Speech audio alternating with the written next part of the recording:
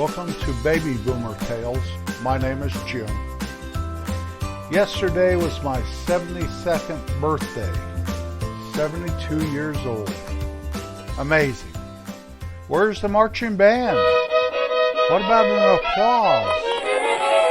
Where are the munchies when you want them around? Anybody seen a munchie lately? I'm sure they're around here. Oh well. When I was in about the 4th grade, I had to go to the eye doctor and get my eyes checked. They checked them at school and sent a note home with me telling my folks that I ought to go to an eye doctor and have him have a look-see. So my mom took me down to the eye doctor. He did one of those things where he was in a different little town every day of the week. So he only came around about once every 2 weeks. And we had to go down into Doc Ogden's office basement, where the eye doctor had one of those contraptions all set up that you sit there and they put it up against your face, and he flips something on the right eye or he'll flip something on the left eye and have you try to read that eye chart, E, G, N,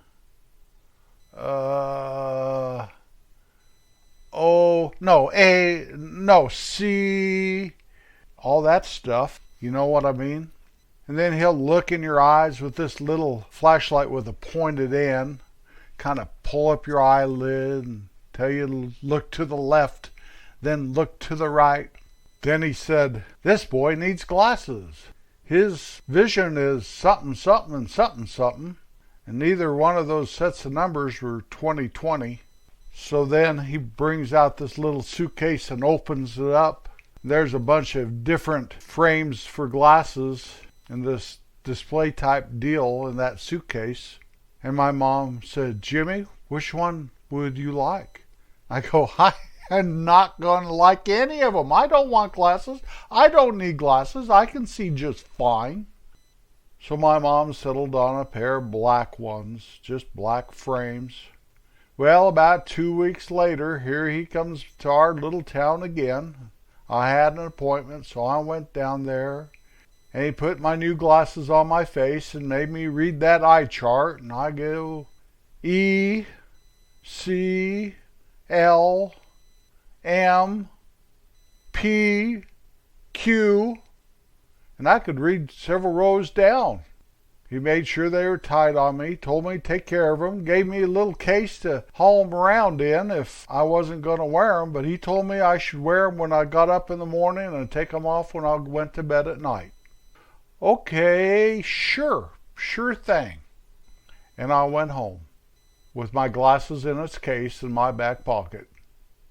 Well, through the years, I would take my glasses to school, and if the teacher would write on the blackboard, or later the green board. Remember, they used to be black. The blackboards were black. Later they turned green. Now I don't even think they're whiteboards. I think they just do everything on your Chromebook or something. I don't know. But anyway, I'd pull my glasses out of the case that were in my desk, and I'd put them on, and I looked to see what the heck the teacher was writing up there, and I'd write it down. I took my glasses back off, hoping nobody noticed, and then I'd go out and play at recess. No glasses. I never wore glasses when I played any sport. Never once. Never. Well, this went on right through high school. I didn't even need glasses to pass my driver's test. I found when I turned 16, when I first got my driver's license, that if I squinted when they were, checking to see if you could see okay for your driver's license, I could pass that test by squinting. They didn't know I was squinting because, my face is up against that thingamajig that you had to look through to do the eye test. So I passed that way from the time I was 16, and it was okay. I still hauled my glasses around, Usually they were in my desk, though. Once I got to junior high school, though, you didn't have an assigned desk. You had to go from class to class to class the bell to ring, you had to pick up your books and whatever and go to the next class, maybe stop by your locker on the way. So I carried them around, hauled them around, probably busted a few pairs. I remember Butch, he always had some tape on his glasses. Taped them up because he'd bust them, but he always wore his. And I fought wearing mine. I didn't want to wear them. Maybe I was vain. First, I thought it'd make me look, weird. Secondly, as I got a little older, I thought the girls wouldn't like me in glasses. And so my pride at that young, tender age still was getting in my way. I've always struggled with that. I'm sure nobody else that listening to this podcast has struggled with their pride getting in their way. But I had three major things in my life that I was always trying to avoid. One was the glasses. Two was on my left ear, inside my left ear, you could see veins in there. So I was always, once I really started liking girls, try to stand on the where they were on my right side so they wouldn't see the veins in my ears. The other thing is, when I was a little boy, I cut my finger real bad, and right down the palm side of the finger, up and down on my middle finger, I have a real big scar. It's such a heavy scar that I can't close that finger all the way. So as I did get older and started taking girls out, I was in a quandary because I couldn't have them stand on my left, but if I had them stand on my right, I couldn't hold their hand because I thought they'd discover my scarred finger. Yes, I'm so vain. You probably think this podcast is about me. I'm so vain. I'm so vain. I'm so vain. Thank you, Carly, for bringing that to my attention. Anyway, where am I going with this? Yeah, I was a vain person. As I get older, I seem to lose that more and more as time goes on. But I do still bathe and brush my teeth. Well, where was I? Okay, I am checking my notes because they're here and I need to kind of tell where I'm at. Don't end a sentence with a preposition. Yeah. So anyway, about the time I was 14, the Beatles hit the scene. 1964 that would have been. And they were my favorite group by far. And I thought John Lennon was the coolest dude of the four of them I'd ever seen. He'd just stand there with those Beatle bangs and play his guitar and sing along with George and Ringo and Paul. Now, the girls all thought that Paul was a hottie, but I thought Lennon was the coolest. I did. Well, about 67, Sgt. Pepper's Lonely Hearts Club Band came out, and John was wearing some glasses. Now, I thought that was pretty far out and way out and weird and all that stuff, but I didn't think much about it. Well, about the time I turned 18, Lennon's hair was getting longer then. No more Beatle bangs and all that stuff. But I was struggling seeing more and more. And I found this pair of, you might call them granny glasses, wired frame glasses. Somebody left them or something. They weren't my prescription or anything, but I put them on as a joke, and lo and behold, I could see. No more of those black glasses. I put them on my face, and people'd say, "You look like John Lennon." I thought that was pretty cool. I wish I could have sang like him or written music like him, but at least I looked like him. I wore those glasses all the time. Eventually, I did get myself a prescription pair of wireframes. And I've worn wireframe glasses since I was 18. And now I'm 72. Happy birthday to me. Happy birthday, dear Jimmy. Well, all those years and all those pairs of glasses, they've changed a little. I had those transitions where they turn into sunglasses, and I've had single lens, and now I use it's not a bifocal lens, it's a multifocal, no line. I have a friend, Chuck, he still insists on wearing those lined bifocals like Benjamin Franklin. Chuck, if you hear this, let me tell you, I love you, brother. I do. But anyway, one time though, my wife made the mistake of letting me go down to the eye doctor to get a new pair of glasses all by myself. and I came home with what we called my frog glasses. Yeah, it made me look like I had frog eyes. I wore those suckers proudly for about 3 years.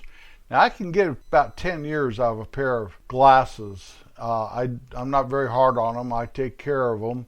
And my eyes don't change very fast. Last time I had them change fast was when I needed bifocals, because all of a sudden I couldn't read anything with my glasses on. I had to take them off. I'm nearsighted, and that's okay, but I had to take glasses off. Then I'd lay them down. I couldn't find my glasses, and so those lineless bifocals were a very good thing for me. And that happened in my 40s. So, I look like John Lennon. You know, to this day, people tell me that. I go, what are you talking about? He's not even alive anymore. What are you talking about? You saying I don't look very healthy? What the heck?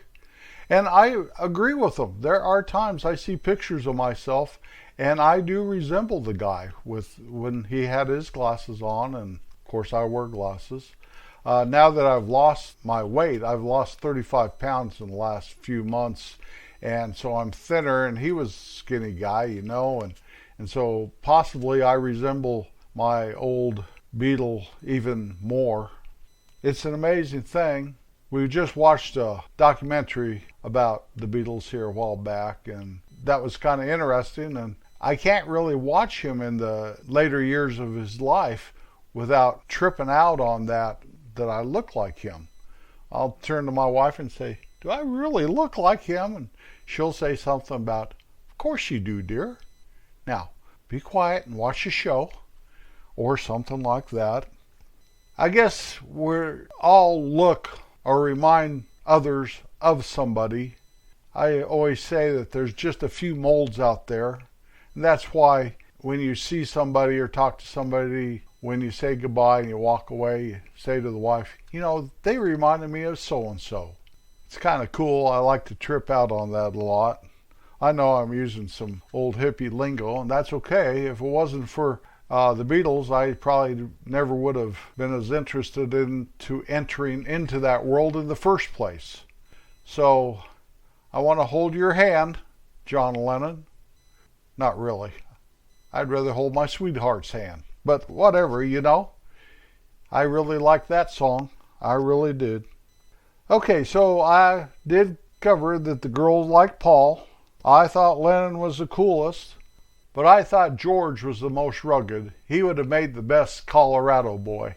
He just kind of looked the part.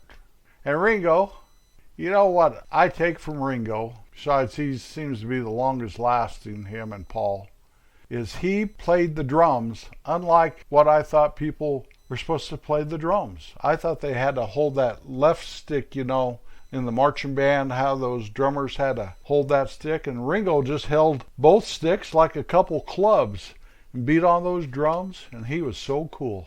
He was the missing piece to the Beatles, that's a fact. There are places I remember. Thank you for riding along today. You can find us at babyboomertales.com. Once you've arrived at our webpage, there are links to your favorite podcast provider where you could hear Baby Boomer Tales podcast. There's our Boomer General Store where you can purchase all things baby boomers. There's a link where you can buy our book and wonderful pictures of the country I talk about so often. Kindness isn't everything, but it definitely should be a very high priority. I'll be back next Wednesday. Peace out. I'm just a country boy that's for sure. I don't have those Beatle bangs. I'm just happy I have some hair. I've always listened to rock and roll, but my music has mellowed some. I just say peace out because I mean it. I'd never want to look very glum. So just remember, wherever you go, whatever you sing, however you are a representative of you, so don't drive too fast in your car.